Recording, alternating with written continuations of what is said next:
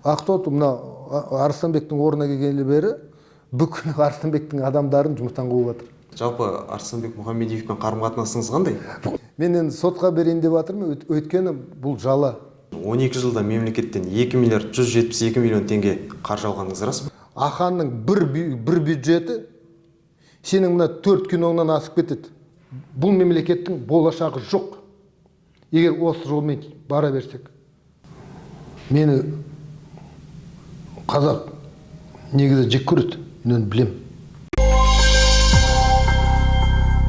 Қайырлы күн, қадірменді көрермен.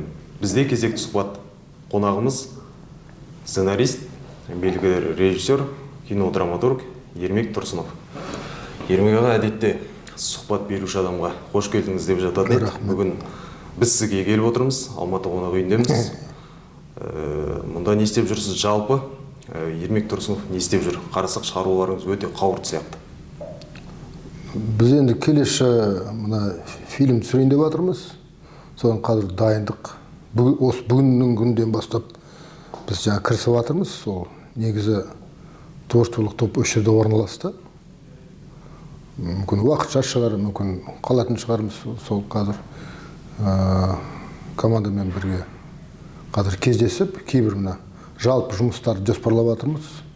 Мүмкін осы маусым айында бастайтын шығармыз, сонда қазір көріп жатармыз.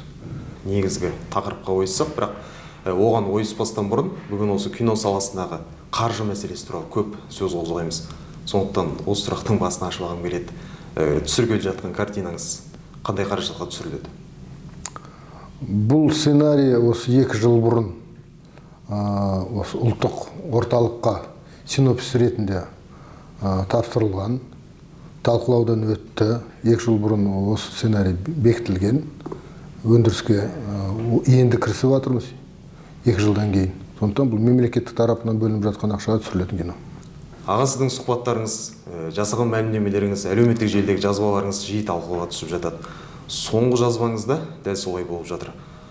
Сіз ол жерде опера және балет театрының бұрынғы директоры Ая Қалиеваның қызметіне негізсіз алынғанын айтып, президенттен араша сұраған бірнеше өнер адамының ашық хаты туралы жазасыз.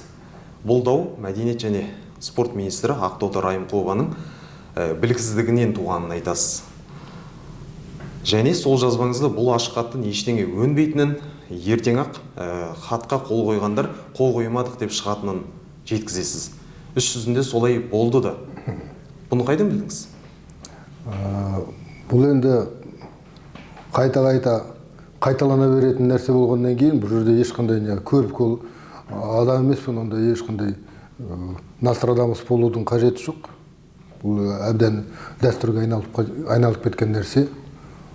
Кешегі мына хатты жазғандар, ол енді Мүйізқарағайдай бүкіл біздің халықты сүйікті әртістеріміз қол қойып президенттің өзіне хат жазып отыр ма, араша түсіңіз деп. Оның алдында киногерлердің атынан лауазымды кісілер Асанәлі Әшім, Сатыбалды Нарымбет, Нұржұман Ықтымбаевтар дәл осындай тақырыбы Ақтотыға байланысты хатты жазған болатын. Ол енді жоқ жерден пайда болмайды ғой ондай нәрселер. Сондықтан бұл енді қайталана бергеннен кейін мен оның ар жағында не болатынын біліп отырдым. Жалпы сіз Ақтоты Райымқұловамен жанжалдасып жүргеніңізге біраз болды. Былтыр шілдеде сериялық жазбалар жариялап, министрді сыбайлас жемқорлықты өршітіп отыр, бүкіл Қазақстан мәдениетіне зиян келтіріп отыр деп айыптадыңыз. Дерек дәйек ұсындыңыз. Ұлттық киноны қолдау орталығы уәкілетті органдар тарапынан тексеріліп жатқанын айттыңыз. Мұның соңы немен бітті? Өте дұрыс сұрақ, өте күрделі сұрақ. Бұл жаңжал қашан басталды? Сәрсенова Гүлнара деген адамды Райымқұлова өзі тағайындап, осы ұлттық кино орталығына басшы болып өзі тағайындаған. Содан кейін кейбір былықтар басталды, ұрлық, жемқорлық нәрселер басталды. Осы туралы мен төбедегі отырған көкелерге барып шет жағасын айтқам. Ол кезде Мәулен Әшімбаев, президент ақпара әкімшілігінің орынбасары болып отырды. Оның алдында кім Дархан Кәлетаев, сол мырза, Кәлетаев мырзаға да айтқан болатынмын. Содан кейін міне Дәурен келді, оған да айтқанмын. Яғни бәрі құлағдар біледі дейсіз? Біледі. Карин, Ерланға да айтқам. Жай айтқан жоқпын. Қолымда құжаттар болатын, деректер, дәлелденген. Осы жерде мына былықтар болып жатыр. Оны ешкім құлақ түрген жоқ. Ол құжаттарды мемлекеттің қаражатын өз адамдарына берген деген, фильм түсіруші? Ұрлық болып жатыр. Нартайға қатысты кино, Азимовтың жаңа кинолары, Әл-Фарабиге қатысты. Ақыры қылмыстық іс ашылды, қозғалды. Осы сұрақтардың бәрі дәлелденді. Бір жарым жылдай жаңа қылмыстық іс тергеу немен бітті дейсіз ба? Ақыры ештеңемен біткен жоқ. Аналар кешірім сұрады да, ұрланған ақшаны мемлекеттік табарына қайта берді, сонымен құтылды. Бұл енді мен оны ойдан шығарып жүргеннің факт емеспін ғой. Оны біліп тұра, сонымен соңына дейін осы Сәрсенова қорғады ғой Райымқұлова. Соңына дейін. Әрең дегенде құтылдық сол Сәрсенова. Бүкіл киногерлер одағы осыны әрең жаңа хат жазғызып, киногерлер Асанәлі Әшімовтер, солар соғанға дейін жетті ғой осы нәрсе. Ақырында түк болмағандай жаңағы жапты да осы істі. Кісілер жүр қазір, қайтадан кино түсірмекші болып. Ұят жоқ оларда. Осы жақында осы Райымқұлованың бірінші орынбасары, атын ұмытып отырмын, Сәкен. Дубайға кетіп бара жатқан кезде. Дубайға кетіп жатқан кезде аэропортта ұсталып қалды. Ол да қазір дәлелденген нәрсе. Заң бойынша, егер сенің орынбасарың осындай парамен ұсталып қалса, сен өзің отставкаға беруің керек. Ешкім беріп жатқан жоқ, отыр. Оның алдына Амалбек Шановтың мектебіне байланысты үлкен бір жанжал болды. Мектеп оқушылары қуып жіберді, оны әке-шешелері сотқа беріп, осы сот жақында жеңіп шықты олар. Бұл да қате. 40-тан астам жұмыскерлерді, жай қарапайым жұмыскерлер емес, қара жұмыс істеп жүргенде, үлкен лауазымды азаматтар жұмыстан алып жатыр. Театр басшыларын, филармония басшыларын, осы мәдениетке байланысты басшылардың бәрін жұмысты 40-тан астам адам Ақтоты келгелі бер жұмыстан алып жатыр. Олар бір күннің ішінде бүкіл өзінің жаңағы кәсіби біліктігінен, дайындығынан айырылып қалған адамдар емес қой. Бұрыннан бері істеп келе жатқан адамдар. Неге екенін білмейміз, олардың бәрін жұмыстан алып жатыр. Егер сол кісілер негізі бұның ар жағында не жатыр? Мен сізге айтайын, кезінде Ақтоты Арыстанбектің орынбасары болып жұмыс істеген. Сонан кейін араларында не болған мен білмеймін. Ақтоты мына Арыстанбектің орнына келгелі бері бүкіл Арыстанбектің адамдарын жұмыстан қуып жатыр. Жаңа кезекті сұрағымның шетін шығардыңыз. Ақтоты Рахметоллақызы білімі жағынан да, дүние танымы тұрғысынан да, жалпы мәдени деңгейі жөнінен де мұндай жоғары лауазымға лайық тұлға емес. Бұл сіздің сөздеріңіз. Иә. Неге олай дедіңіз? Айтыңызшы, министрмен сіздің жеке бас араздығыңыз бар ма? Тыңдашы, мен Ақтоты Рахметолланың қандай адам екенін, оның қандай жеке басының қасиеттері бар екен, мен оны талқыламаймын, маған оның бәрібір. Мен Райымқұлова министр ретінде, осы мемлекеттің лауазымды, осы өкіметтің мүшесі ретінде қандай екенін мен соны талқылап жатырмын, талқылауға салып жатырмын. Оның менің жеке пікірім. Неге олай ойлаймын дейсіз ба? Мен Райымқұлованы бұрыннан бері білемін, бұрыннан бері танимын. Оның деңгейі қандай екенін мен білемін. Сондықтан айтып отырмын. Кейде болады ғой, айтады, қисық аяққа қызыл кебіс не керек дейді мәселе. Ал кигізіп қойдым, бірақ егер олған шақ келмесе, қолына келмесе, осы қанша болды? 2 жыл отыр ма? 2 жыл бойы жүрген жерінен шөбеспейді. Ылғи жүрген жеріне. Не жаңжал, не бір драмалар болып атады. Ылғи ит шығыс біреу-бірімен ырылдасып, төбелесіп атады, күресіп атады. бірде-бір басқа өкіметтің мүшесінде осындай жол жоқ. Ылғи жүрген жерінде бір жаңжал. Өтірік, жала жабады. Адамдар жұмыс жоқ жерден бірдемені іздеп тауып алады. Сонан кейін мен ол кісімен бірнеше рет кездескем басында. Мен негізі ұрысқақ адам емеспін. Мен негізі кино түсіруім керек, кітап жазам. Аяқ астынан мына күреске мен неменеге аяқ астынан уақытым босқа кетіп жатыр. Аяғына дейін жеткізгім келеді мына істі. Бұндай адамдар біздерге керек емес. Мәдениетті бұл аяғына дейін жаңа қиратады бұндай адамдар. Түсінікті. Жаңа жала деп кеттіңіз ғой. Иә. Композиторлар одағының төрағасы Артық Тоқсанбаев сізді Мәдениет министрлігінің экс-басшысы Арыстанбек Мұхамедиевтің адамы деп мәлімдеді. Бұл жала ма? Әлде шынымен сонсыз ба? Негізі мен білмеймін. Арыстанбекпен біз егер көрсек, мүмкін жарты жылда бір рет көрсетіп шығармыз. Жалпы Арыстанбек Мұхамедиевпен қарым-қатынасыңыз қандай?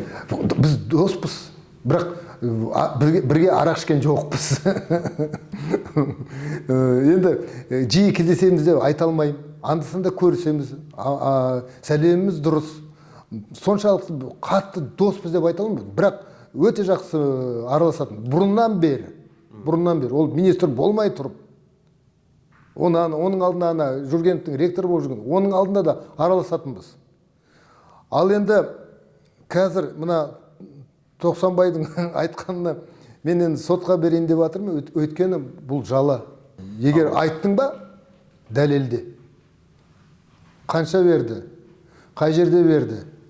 Не үшін берді? Соның бәрін дәлелдеу керек. Ол енді сұрақтар енді сотта кездесетін шығармыз. Ал Арыстанбек Мұхамедиев министр болған кезең туралы қандай ойдасыз? Ол кісінің артынан да түрлі әңгімелер жүрді ғой. Енді ол сұрақтарды Арыстанбекке қою керек. Жалпы министр болған кездегі атқарған жұмыс? Арыстанбек жұмыс дегенде, ол біріншіден 5 жыл отырды министр болып. Бірде-бір мәдениет министр сонша ұзақ уақыт отырған жоқ оның алдында. Ақтотыға қарағанда ол жүрген бір Конфуций. Қарасаң.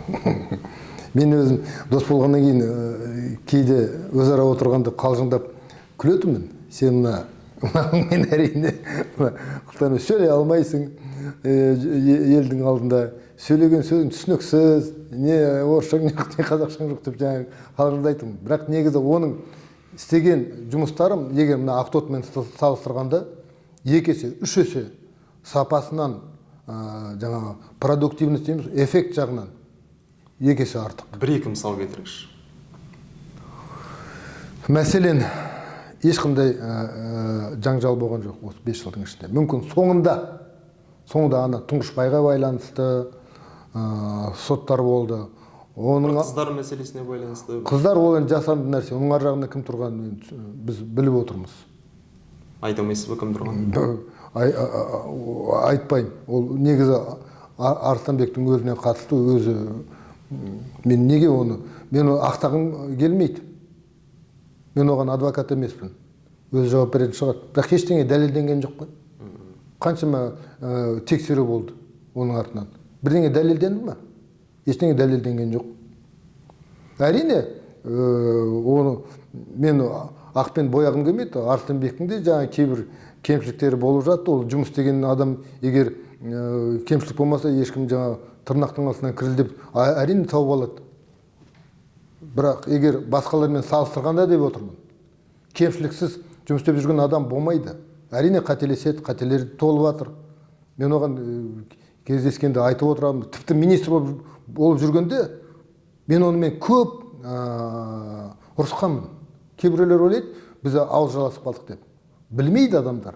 Арыстанбектің менімен арамызда көптеген әңгіме болған. Тіпті бір-бірімізді қатты ренжітетінбіз, сөзге келетінбіз. Көптеген нәрселерге мен айтқам сын. Бірақ ол сынға дұрыс көзбен қарайды да.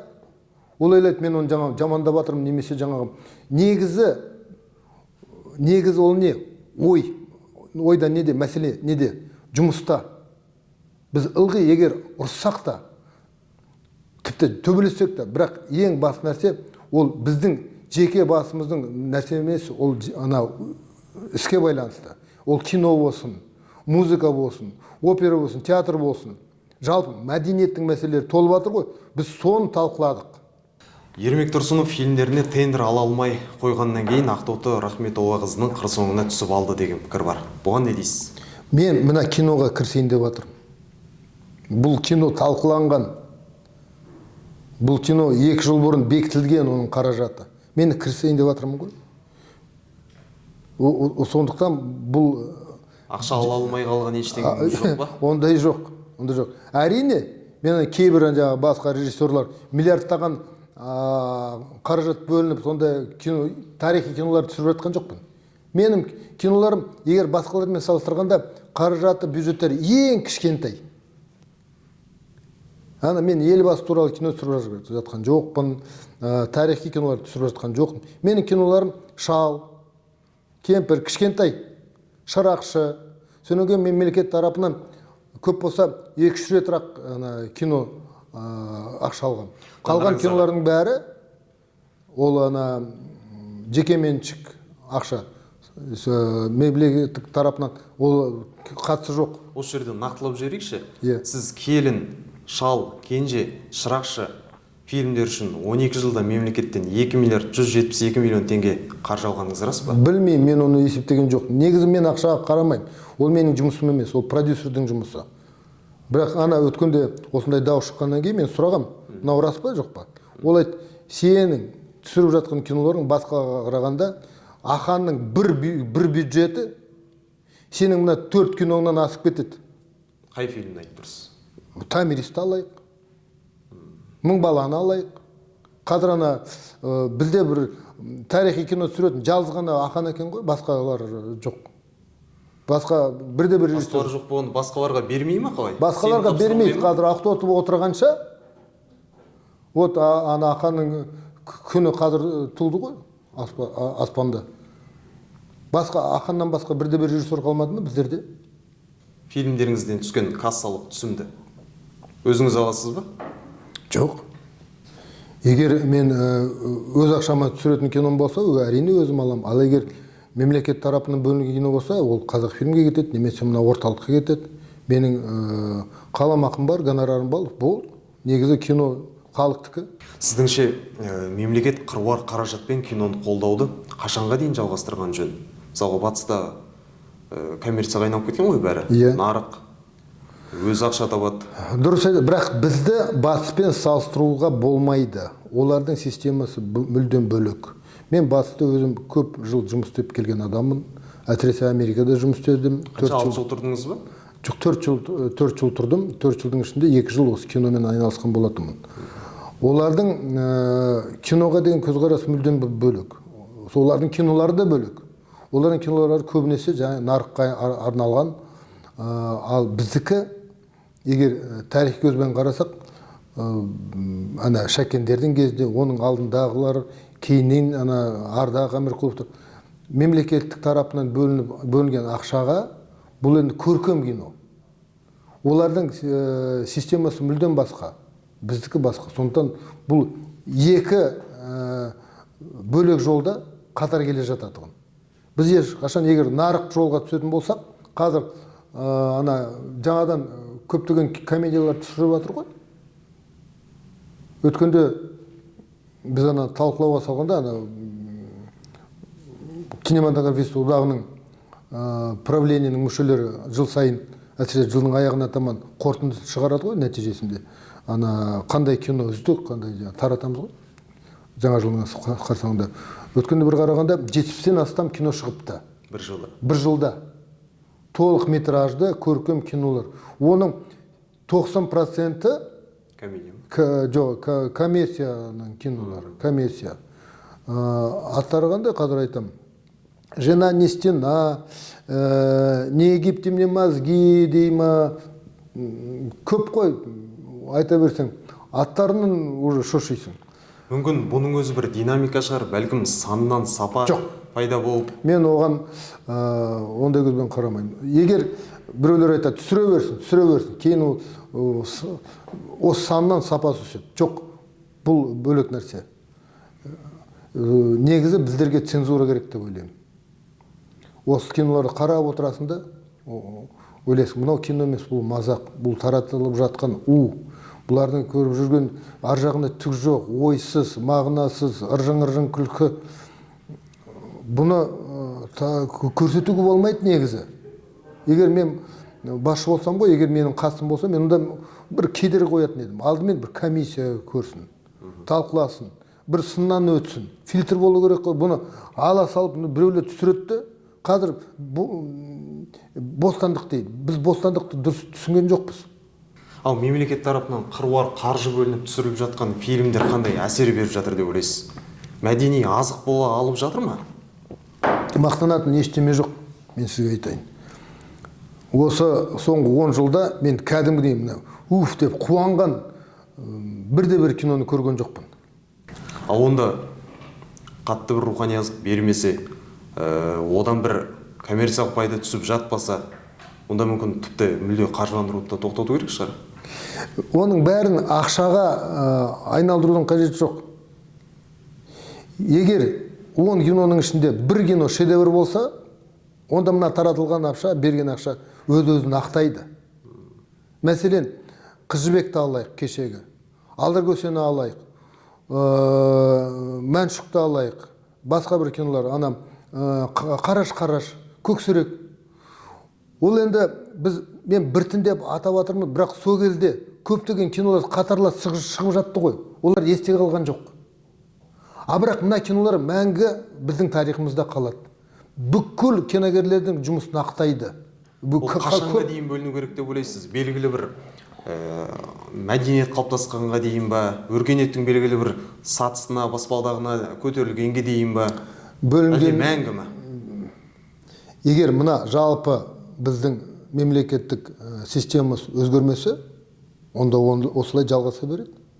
Егер мемлекет тарапынан бір ақша қаражат бөлініп жатса, соны бөліп жатқан адамдар чиновник емес, нағыз кәсіпкер, ары таза, ой таза адамдар бөлу керек. Біздерде кім бөліп жатады? Мемлекетте, министрліктер. Олар өзінің қалаған, өзіне ауыр жалас қойған режиссерларына беріп отырады көбінесе. Коммерциялық, комедия жанрындағы фильмдер түсіріп жүрген авторларды сынап кеттіңіз ғой. Оларға сөз берсек, олар айтады, бюджет шағын болғандықтан комедия түсіруге мәжбүр екенін, оның үстіне халық басқа жанрдағы фильмдерге көп бармайтынын жиі тілге тиек етеді. Ал олардың контентін сіз секілді режиссерлер сынайды. Сонда олар не істеу керек? Мүлде фильм түсірмеу керек пе? Қараш, мен соны айтайын. Меліс, негізі мен қарсы емеспін. Яғни сіз сынды өшіру үшін емес, өсіру үшін айтасыз ба? Өшіру үшін емес. Ойлансын алдымен, өзіне сұрақ қойсын. Өздердің мына шығарып жатқан киноларды өздерінің көңілі тола ма? Мен оған сенбеймін. Егер көңілі толып жатса, ой, мен мықтымын деп жатса, ол екі есе жаман ондай оқиға. Сіз актерлерге де өте жоғары қояды, өте жоғары талап қоясыз. Иә. Мысалы, тойда асаба болған, корпоративтік кештер жүргізген, арзан өзіңіз айтпақшы сериалдарға түскен актерлерді маңызға жуытпайсыз. Иә. Бірақ кино тұрақты сал емес, бірде бар, бірде жоқ. Дұрыс. Яғни табыс та тұрақты емес. Ал актерлерге жан бағыс керек. Иә. Олар не істейді сонда? Дұрыс айтасың. Менің қатты жаным ашиды. Мен актерлерді жақсы көремін. Әсіресе менде түскен актерлерді кешегі Тоғызақов болсын, Испек аға, Қыдырбек ағалар, енді көп қой. Қимаймын. Өйткені кейде тойға барып қалғанда көресің ғой, жаңағы актерлар жүреді тамада болып. Мына жерде шу тост айтып атады, жаңағы ішіп атады, билеп атады. Алар жаңағы өздерінің ақшаларын ақтау үшін тамада болып жұмыс істеп жүреді. Аяймын. Өйткені олар ана жақ тойларда не істеп жүр? Өйткені мемлекеттік тарапынан бөлініп жатқан ақша, қыруар ақша актерларға жетпей жатыр. Жолда ұрланып қалады онда қаражаттың бәрі. Демек, мәдениет саласындағы мемлекеттік саясат дұрыс болмай тұр ма? Иә. онда қалай болған жөн, қалай болу керек? Біріншіден, мен егер саясатқа келетін болсақ, мен мәдениетті бірінші орынға қоятын едім. Саясаттың өзін емес, экономиканы емес, банк емес, ақшасын емес, тіпті мұнай емес, ең маңызды нәрсе біздерге мәдениет. Мәдениетсіз адам ешқандай жұмысты дұрыс атқара алмайды. Әкім бола ма, министр бола ма, егер өзі іштей мәдениетсіз болса. Мүмкін оның бірнеше дипломы бар шығар, білімі биік шығар. Одан арман, егер ол мәдениетсіз болса, дұрыс тәрбие алмаса, ойы арам болса, мәдениетсіз адам, кітап оқымаған, дұрыс кино көрмеген, тәрбие көрмеген, бірақ өте білімді, ол өте қауіпті адам. Неден бастар едіңіз онда? Нақты. Мәдениеттен. Жоқ, қандай әрекеттен, қандай қадамдардан? Біріншіден, мен міне қазір отырғандардың бәрін қуып шығатын едім. Екінші қадам? Адам іздейтін едім. Кәдімгі жұмысқа жаны ашитындар, мәдениеттің өзінен шыққандар, білімді, сапасы, кәсіби дайындығы биік. Егер ондай адамдар табылып жатса, жазыңдар жоспарларыңды. Қандай қадам жасайтындар, реттеп талқылайтын едік.